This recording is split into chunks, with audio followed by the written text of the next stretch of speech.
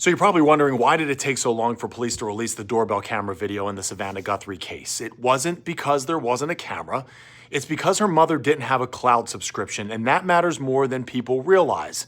A lot of us buy the camera, we mount it, we connect it to the Wi-Fi, and then we think we're okay. We think we're covered. But without a cloud plan, many systems only store footage for a short window or not at all. Once it's gone, unless, of course, the FBI gets involved, which isn't normally the case. If you've got kids coming home from school, if you have older parents who live by themselves, if you have caregivers, contractors, dog walkers, people in and out of the house, or maybe you travel and you just want peace of mind, the camera here isn't the security, the footage is.